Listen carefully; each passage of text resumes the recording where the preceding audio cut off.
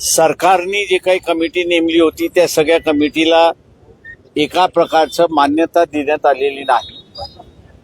त्यांच्याकडची सगळी कागदपत्र जी आहेत ही SIT स्थापन केल्यानंतर त्यांना हँडओव्हर करण्यात यावी असे आदेश देण्यात आले.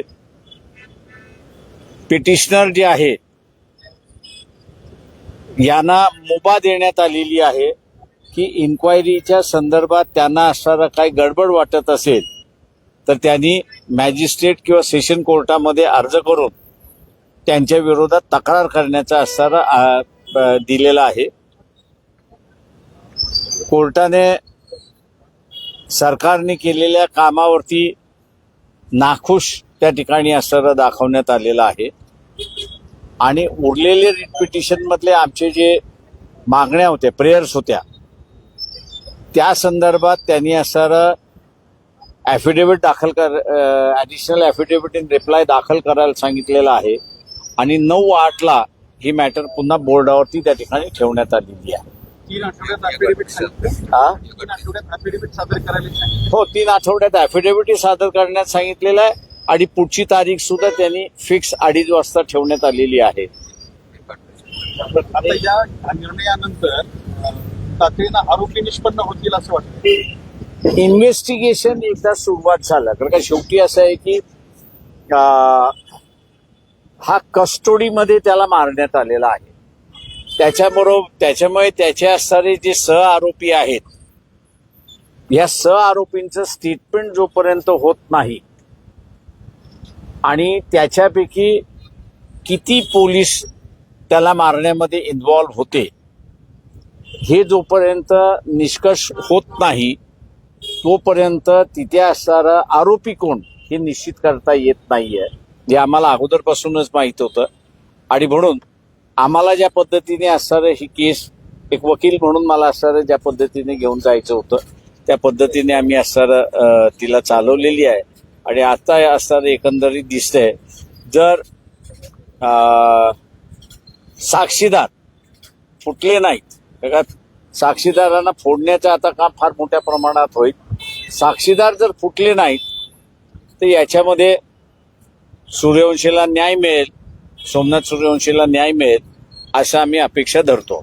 ST आरक्षणात आता क्रीमी लेअर लागू करण्याची याचिका स्वीकारली.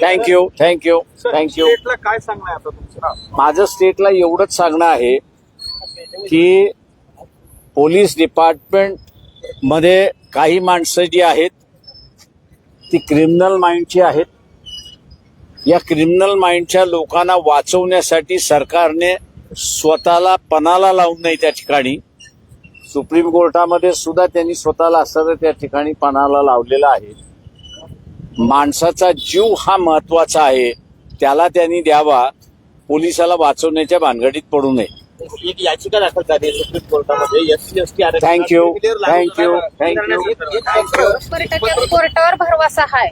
मला कोर्टच न्याय देईल आणि सगळं काम व्यवस्थिशीर कोर्टच करेल आणि माझ्या लेकराला न्याय मिळवून देईल म्हणून मला विश्वास आहे. आता स्पेशल समिती स्थापन करायला सांगितलं कोर्टानं न्याय देण्यासाठी. आता मला काय कळत नाही साहेब ह्याच्यामधलं. आता साहेबांनी जे बोलल्यात भूमिका जी घेतल्यात साहेबांनी तेच खरं. काय करावं आता इथून पुढे पोलिसांनी आणि शासनाने? आता काय करावं, पोलिसांनी शासनाने आता संविधानाच्या मार्गावर चालावं. आपल्या देशामध्ये संविधान मोठं आहे, कोर्ट संविधानाच्या मार्गावर चालतंय.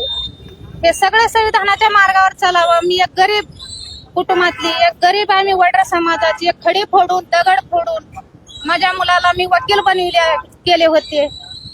वकिली म्हणून माझा मुलगा लय शिकलेला होता आणि शेवटचं वर्ष होतं, पेपर होतं 17 तारखेला 18 तारखेला. हे असं घडायला नको होतं माझ्या मुलासोबत, परंतु आता जाणून बुजून केलेत ह्या पोलीस लोकांनी परभणीच्या. एक वडर समाजाचा आहे म्हणून मला आता माझा मुलगा मेलाय, परंतु सगळ्याला माझं विनंती आहे, सरकारला विनंती आहे, सगळ्याला विनंती आहे, कोर्टाला तर आहेत. कोर्ट न्याय देईल म्हणून मला पहिल्यापासून विश्वास होता. 8 महिने झालं सरकाराची वाट पाहून रात्र येळ मी थकून गेले, परंतु मला सरकार न्याय दिलेला नाही आजपर्यंत.